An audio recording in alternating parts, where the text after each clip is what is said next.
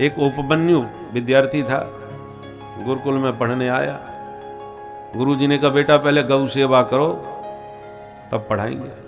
ठीक है गुरुदेव। करता रहा बेचारा गौ सेवा कई वर्षों तक, 12 वर्ष तक करी। और विद्यार्थियों को खूब पढ़ाते थे पर उसे नहीं पढ़ाते थे, तुम गैया चराओ।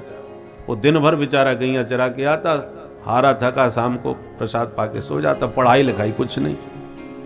एक दिन गुरु माता ने कहा आचार्य जी से कि आप सबको पढ़ाते हो पर उस बेचारे को क्यों नहीं पढ़ा रहे? 12 साल से गैया ही चरा रहा है, उसे पूरा ग्वारिया बना दिया, उसकी भी तो पढ़ाई लिखाई पर ध्यान दो। गुरुदेव ने कहा ठीक है मेरा ध्यान है उस पर, क्योंकि गुरुदेव भगवान की दृष्टि सब पर होती है, पर सबकी योग्यता अलग अलग होती है, विद्यार्थी एक से नहीं होते।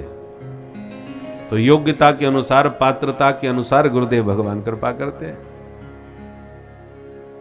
तो एक दिन उपमन्यु को बुला के कहा उपमन्यु गैया ठीक स्वस्थ हैं? बोले हाँ हाँ बिल्कुल महाराज।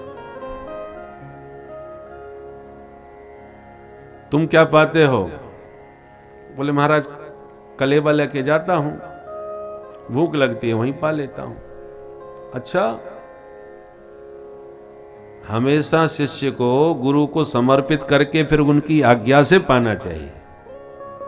जो भी भिक्षा मिले प्रसाद हो पहले गुरुदेव को समर्पित करो, फिर गुरुदेव कहें कि हाँ बेटा पालो, तब उनकी कृपा आदेश से पाना चाहिए। तुम हमसे आगे लिए बिना वहीं पा जाते हो, ये तरीका ठीक नहीं है। ठीक है गुरुदेव तो ऐसा नहीं करूंगा। अब गाय छोड़ करके प्रसाद पाने इतनी दूर कैसे आवे? तो बेचारा फलाहार कर लेता था जंगल में ही, उधर ही जैसे तैसे निर्वाह करता। कुछ दिनों के बाद फिर पूछा बेटा कैसे क्या चल रहा है प्रसादी?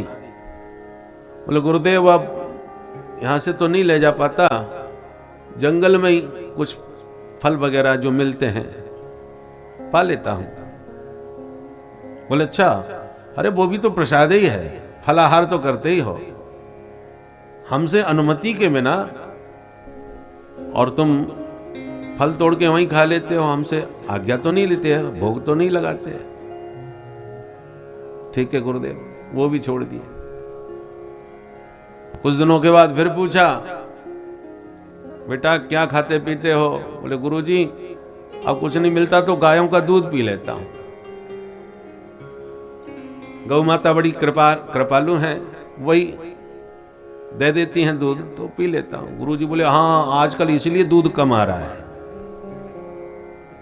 सारा दूध पी जाता है वहीं, तो दूध भी छोड़ दिया। परंतु एक दिन गाय आ गई, परंतु उपमन्यु नहीं आया। विद्यार्थी बोले लगता है भग गया, खाना पीना सब बंद कर देंगे तो क्या करेगा बेचारा, भाग ही जाएगा। गुरुजी ने कहा नहीं ऐसा नहीं हो सकता, पता लगाओ कहां, चलो हम ढूंढते हैं। विद्यार्थियों को लेके गए, जंगल में ढूंढा, बेटा उपमन्यु कहां हो? दूर दूर तक पता नहीं, खोजते खोजते अचानक कुएं में से आवाज आई, गुरुदेव मैं इधर हूं कुएं के अंदर। अरे गुरुदेव गए शिष्य परिकर के साथ, बेटा तुम इसमें कैसे गिर पड़े? बोले गुरुदेव क्या करूं, मैंने बहुत प्रयास किया भूख को शांत करने का, पर यह क्षुधा बहुत भयंकर है। इस भूख की छटपटाहट ने मुझे बेबस कर दिया, मैंने गाय का दूध छोड़ दिया, फलाहार भी छोड़ दिया, परंतु एक वनस्पति मैंने तोड़ी, उसमें से दूध सा निकला, तो मुझे लगा चलो ये दूध ही है, गाय का तो नहीं है, तो इसको तो मैं पी करके थोड़ा बहुत भूख मिटा ही लूंगा।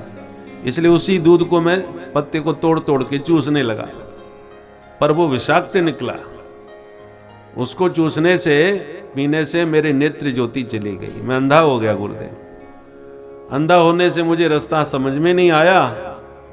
गाय तो अभ्यास में थी, वो तो जहां से आती थी वैसे ही लौट के पहुंच गई, पर मुझे रास्ता नहीं सूझा तो मैं भटकते इस कुएं में गिर पड़ा।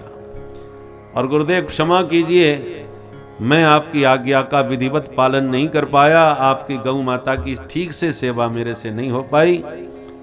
इसके लिए मैं बहुत क्षमा प्रार्थी हूँ। गुरुदेव गदगद हो गए। वाह, इतनी कड़ी परीक्षा लेने के बाद में भी गुरुदेव के प्रति कोई अनुचित भाव मन में नहीं जगा कि खाना पीना छोड़ दिया, सब तो ताड़ दिया, ऐसा कुछ कोई भी मन में कुभाव नहीं आया, बल्कि क्षमा मांगते हुए कहता है, गुरुदेव मैं आपकी ठीक से सेवा नहीं कर पाया, मुझे क्षमा करें। गुरुदेव गदगद हो गए, प्रसन्न हो गए। तुरंत कुएं के ऊपर हाथ किया, संकल्प किया, वरुण का आह्वान किया और तुरंत कुएं में दिव्य पानी के स्रोत निकल पड़े। पानी इतना भरता चला गया कि उसी पानी के ऊपर उपमन्यु ऊपर तक आया। कुआ लबालब पानी से भर गया।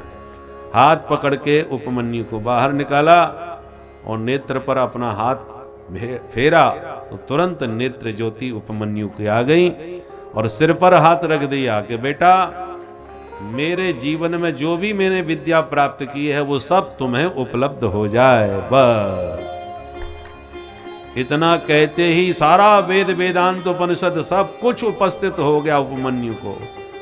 बोल सद्गुरुदेव भगवान की जय।